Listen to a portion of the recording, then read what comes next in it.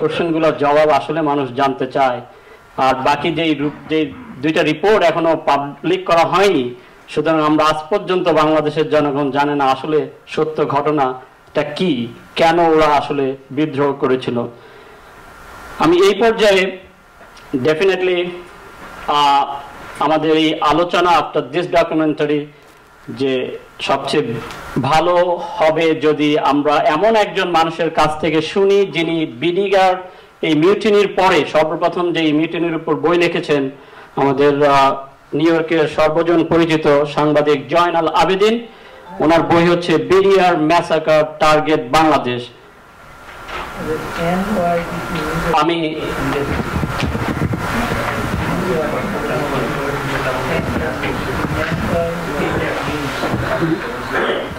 আমি জয়নাল ভাই, আপনি যেখানেই থাকুন না কেন, আমি আপনাকে তাড়াতাড়ি আমাদের অনুষ্ঠান স্থলে আসার জন্য অনুরোধ জানাচ্ছি। ও আচ্ছা, সরি।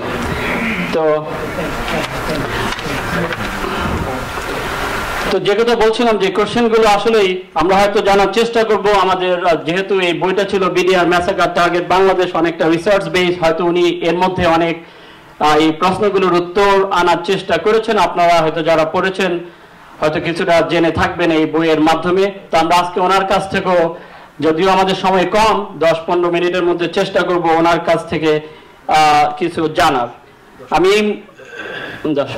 আমি এই মুহূর্তে, যেহেতু উনি রেস্টরুমে আছেন, আমি এই মুহূর্তে অনুরোধ করব আমাদের আরেকজন বক্তা মুক্তিযোদ্ধা নুরুল ইসলাম। আমি নুরুল ইসলাম ভাইকে অনুরোধ করব ওনার সংক্ষিপ্ত বক্তব্য পেশ করার জন্য।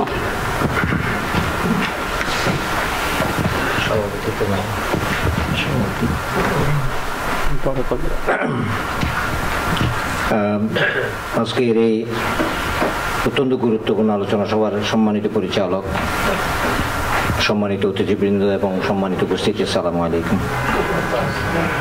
আসলে বিডিআর মেসাকার যখন হয় তখন তো আমি এখানেই ছিলাম। যতটুকু তথ্য এবং আমার বন্ধু বান্ধবদের থেকে যতটুকু আমি জানতে পেরেছি ততটুকুই শুধু আমি বলতে পারবো, এর বাইরে কিছু বলার কোনো সুযোগ নেই। তো একটা জিনিস আমার যেটা মনে হয়েছে যে বাংলাদেশ থেকে দেশপ্রেমিক শূন্য করার জন্য দীর্ঘদিন পর্যন্ত আওয়ামী লীগ একটা প্রচেষ্টা চালিয়ে আসছিল। আপনারা জানেন 1971 সালে আমি মুক্তিযোদ্ধা হিসেবে একথা বলতে পারি যে বহুদূর এই কথাটা বলে থাকে যে বুদ্ধিজীবী হত্যা করা হয়। 1971 সালের 14 ডিসেম্বর থেকে শুরু হয়েছে বুদ্ধিজীবী হত্যাটা, এবং মধ্যরাত থেকে শুরু হয়েছে এটা। তখন আমি কিন্তু সচেতন মানুষ হিসেবে এটা বলতে পারি, জানি। এবং যেহেতু দীর্ঘদিন আওয়ামী লীগের সাথে জড়িত থাকার কারণে জিনিসগুলো স্পষ্টভাবে জানা রয়েছে। কিন্তু দুর্ভাগ্যজনক হলো পরবর্তী পর্যায়ে এগুলো আলোচনাতে সবসময় যারা মনে করেন স্বাধীনতার বিরোধী বলছে, বা তখন তো আসলে যারা স্বাধীনতার পক্ষে বা বিপক্ষে যে যারা তুলছিল, তখন যারা স্বাধীনতার পক্ষে ছিল বা স্বাধীনতার বিপক্ষে যারা ছিল, বিশেষ করে বিপক্ষে যারা ছিল, তখন তাদের কাছে এতটুকু সাহস এবং সামর্থ্য ছিল না যে 1971 সালের এই জয়ের মুহূর্তে কোনো কিছু করার মতো পরিকল্পনা, কোনো কিছু কাজ করার মতো সাহস এবং কিছুই তাদের ছিল না। এটা আমার ব্যক্তিগত অভিমত। এবং দ্বিতীয়ত হলো যে তখনও ভারত তার রয়্যাল এজেন্টের মাধ্যমে সুপরিকল্পিতভাবে বাংলাদেশের বুদ্ধি এবং বেছে বেছে সব লোককে কিন্তু হত্যা করে নাই।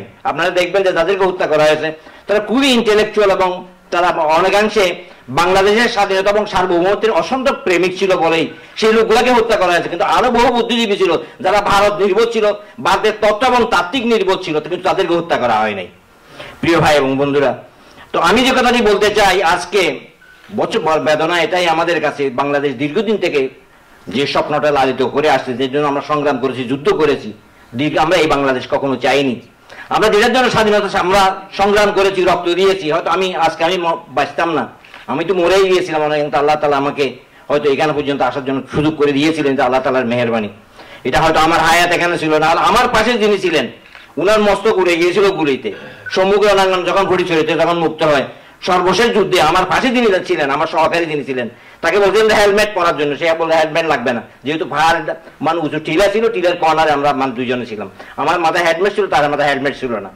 গুলি এমন ভাবে লাগছে এখানে তার মাথাটাই চলে গেছে। সেই লাশ আমাকে কাঁধে নিয়ে আসতে হয়েছে, কারণ আমিও তো সেখানে মরে যেতে পারতাম বা শহীদ হতে পারতাম। তো আল্লাহ সুবহানাহু ওয়া তাআলা হয়তো মেহেরবানি করে, দয়া করে আমাকে এই পর্যন্ত এনেছেন, এই পর্যন্ত আমাকে দিয়ে এগুলো দেখার এবং সুযোগ করে দিয়েছেন।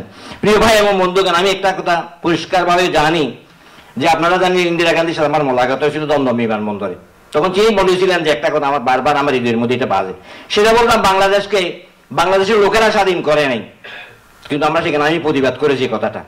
এই জন্য আমি 15 দিন আমাকে কোয়ার্টার গার্ড কাটতে হয়েছে, আমি কোয়ার্টার গার্ড আমাকে আর্মির কোয়ার্টার গার্ডে নিয়ে গেছিল আমার। এই 15 দিন পরে আমি সেখান থেকে মুক্তি হয়ে তারপর মুক্তিযুদ্ধে চলে আসি আমি। তো প্রিয় ভাই, আজকে বাংলাদেশ যে স্বাধীন হয়েছে এটা আল্লাহ তাআলার সবচেয়ে বড় মেহেরবানি। আর একটা জিনিস আপনাদের জানা দরকার ছিল, বাংলাদেশের মুক্তিযুদ্ধ আমরা যারা মুক্তিযুদ্ধ করেছি, আমরা আমাদের সেনা প্রধানের কাছে, আমরা যারা মানে পাকিস্তানি আর্মিরা আমাদের সেনা প্রধানের কাছে সারেন্ডার করে না, ওরা সারেন্ডার করে জাগদীশ বড়ুয়ার কাছে। তখন বাংলাদেশে প্রায় 80,000-এর মতো ভারতীয় সৈন্য ছিল, সবগুলো মিলাই বিভিন্ন বাহিনী মিলে 80,000 সৈন্য ছিল। তো আল্লাহ সবচেয়ে বড় মেহেরবানি, বাংলাদেশে তো কোনো বুজুর্গ ছিল, বাংলাদেশে ওলি আল্লাহর দেশ, বাংলাদেশের মুসলমানের দেশ, ইমানদারের দেশ, এই কারণে আল্লাহ তাআলা মেহেরবানি করে যদি সেদিন ভারত বলতো যে বাংলাদেশ ভারতের অংশ, সুতরাং ভারতের সেনাবাহিনী যাবে না, তাহলে বাংলাদেশের কোনো যোগ্যতা ছিল না, কোনো ক্ষুদ্র ছিল না বাংলাদেশের সেনাবাহিনীকে, তাদেরকে ইন্ডিয়ান সেনাবাহিনীকে বাংলাদেশ থেকে হটানো। প্রিয় ভাই বন্ধু, সেই সুপরিকল্পিত ষড়যন্ত্র সেটা পরবর্তী পর্যায়ে শেখ মুজিবুর রহমান সাহেবকে হত্যা করছে, তারাই হত্যা করেছে এদেরকে।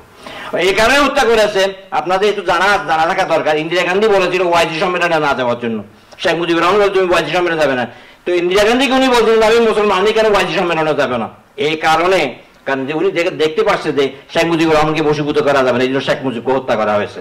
পরবর্তী পর্যায়ে আমরা এর পরিকল্পনা হিসাবে আমরা দেখি ভারত তার রয়্যাল এজেন্টের মাধ্যমে বিভিন্ন পর্যায়ে তারা তালিকা তৈরি করছে এবং বিভিন্ন পর্যায়ে আর্মিতে টার্গেট করে, প্রথম টার্গেট করছিল বিডিআরকে, তারপর টার্গেট করছিল আর্মিকে, এর করছিল পুলিশ অফিসার, যারা সিনিয়র পুলিশ অফিসার ছিল, তারা রাইটিস্ট যারা ছিল, যে বাংলাদেশ স্বাধীনতা সার্বভৌমতা ইমানদার যারা জওয়ান ছিল, যারা বাংলাদেশ স্বাধীনতা বা সার্বভৌমত্বের পক্ষে অটল ছিল, তাদেরকে তারা নীলনকশা হিসেবে তাদের প্রথমে সিলেকশন করে, কিন্তু সব পরিকল্পনা তারা বাস্তবায়ন করতে পারে নাই।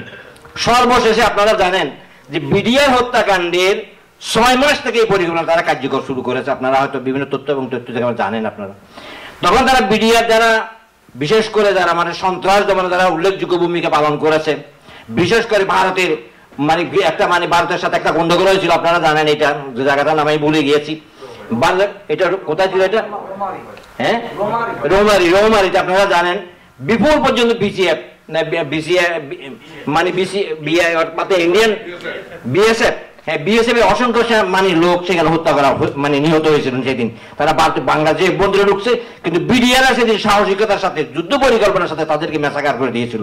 তার প্রতিশোধ নেওয়া এবং পরিকল্পিতভাবে বাংলাদেশের যারা আর্মির চৌকস অফিসার যারা ছিল, যারা সবচেয়ে বুদ্ধিমান এবং তীক্ষ্ণ বুদ্ধির দাবিদার ছিল এবং যারা সবচেয়ে ভালো, এবং তাদের সুপরিকল্পিতভাবে 6 মাস থেকে আরম্ভ করে ওদেরকে আস্তে আস্তে কি করা হলো, তাদেরকে বিডিআরে তাদেরকে আস্তে আস্তে ট্রান্সফার করা হলো। সব আপনি দেখবেন যে যেদিন বিডিআর ম্যাসাকার হলো তার 6 দিন আগেও 3 জন না 4 জনকে তারা সেখানে কি করেছে, তারা ট্রান্সফার করেছে। এবং পরবর্তী পর্যায়ে ডাইলব্যাতের যে কথা বলা হয়েছে, এটা কোনো আন্দোলন না, এটা হলো শয়তানি, এটা আন্দোলনের সুপরিকল্পিত আগে থেকে এটা প্ল্যান কমপ্লিটলি তারা পরিকল্পনা বাস্তবায়ন করে রেখেছে। এটা জানে যে এই মুহূর্তেই যদি এটা না করে পরবর্তী পর্যায়ে হাসিনার পক্ষে এটা সম্ভব ছিল না এটা করার জন্য। এই জন্য জানেন আপনার সুপরিকল্পিতভাবে তাদেরকে সেখানে নেওয়া হলো এবং বিদ্রোহীদেরকে সাজিয়ে নেওয়া হলো। আপনারা জানেন যে বিডিআর সব বিডিআরে কিন্তু আমরা আর্মি অফিসারদেরকে হত্যা করে নাই। আপনাদের ভারত থেকে সুকৌশলে যাদেরকে সেখানে ঢুকছে বিডিআর এর মধ্যে, ডাইলবাজারের সম্মেলনের মধ্যে, ওই সম্মেলনে যারা ঢুকছিল অধিকাংশ লোক ছিল, তার বিশেষ 30 জন ছিল ভারতের আর্মি অফিসার এবং ভারতের বিএসএফ এর তারা অফিসার ছিল সেখানে। তারা সুকৌশলে এদেরকে উস্কাই দিয়ে সবগুলোকে বাইরে নিয়ে এসে পরবর্তী পর্যায়ে একে একে তাদেরকে হত্যা করা শুরু। তা আপনারা জানেন, এখানে আপনারা দেখেছেন এখানে যে সেনাবাহিনী প্রধানকে টেলিফোন করা হলো, র্যাব প্রধানকে টেলিফোন করা হলো, প্রধানমন্ত্রীকে টেলিফোন করা হলো, কেউ সাড়া দিল না। এর কারণটা কি? এর কারণ হলো একটাই, পরিকল্পনা তারাই চক আউট করছে। সুতরাং এদেরকে মেরে ফেলেই তো জঞ্জাল চুপে যায়। তো আপনি আজকে বলতেছেন আজকে বাংলাদেশের এই পরিস্থিতিতে, আপনার সকলে যে কোনো লোক এই কথা বুঝবে, বাংলাদেশের এই পরিস্থিতিতে কোনো লোক, কোন বুদ্ধিমান আর্মি অফিসার কেউ বাংলাদেশে ভালো অবস্থাতেও আর্মিরা কু করেছে, আর্মিরা ক্ষমতা দখল করেছে। আজকে হাজার হাজার লোকদের নির্বিচারে, হাজার হাজার দেশপ্রেমিক লোকদেরকে, যারা দেশপ্রেমের কথা বলছে, যারা হাসিনার বিরুদ্ধে কথা বলতেছে, তাদেরকে রসুল পাক সাল্লাল্লাহু আলাইহি ওয়াসাল্লাম বিরুদ্ধে কথা বললে কিছু হবে না, কিন্তু হাসিনার বিরুদ্ধে কথা বললে জেলে দিতে হবে, জরিমানা দিতে হবে।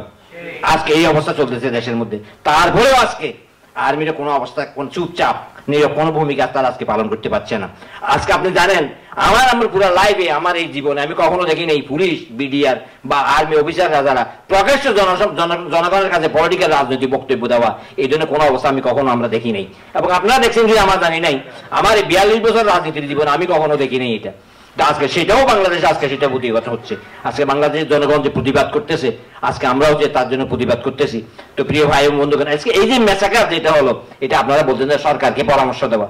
যিনি হত্যা করছে হত্যাকারীকে কি পরামর্শ আপনারা দিবেন? আমরা কি পরামর্শ তারা দেবো? সে তো নিজেই খুনি। খুনিকে আপনি যে খুন করছে পরিকল্পিত, তাকে লোকদেরকে সামলানোর জন্য কি পরিকল্পনা আপনি তাদেরকে দিবেন? কি সাজেশন আপনি তাদেরকে দিবেন? বলতে আমরা প্রতিবাদ করতে পারবো, কোনো সাজেশন তাদের কোনো কাজে আসবে বলে আমার মনে হয় না প্রিয় ভাই এবং বন্ধু। তারপরেও আমরা আজকে দেশপ্রেমিক যারা আজকে শহীদ হলো, যে 57 জন আর্মি অফিসার যারা শহীদ হলো, তাদের শোকসন্তপ্ত পরিবারের প্রতি আমরা সমবেদনা জ্ঞাপন করি, এবং যারা শহীদ হয়েছেন তাদের রুহের আত্মার মাগফিরাত কামনা করছি। আল্লাহ সুবহানাহু ওয়া তাআলা মেহেরবানি করে দয়া করে যেন তাদেরকে জান্নাত নসিব করেন, এবং বাংলাদেশের স্বাধীনতা এবং সার্বভৌমত্ব আল্লাহ তাআলা কিয়ামত পর্যন্ত যেন অটুট রাখেন, এই কামনা করে আমার বক্তব্য শেষ করলাম। আসসালামু আলাইকুম।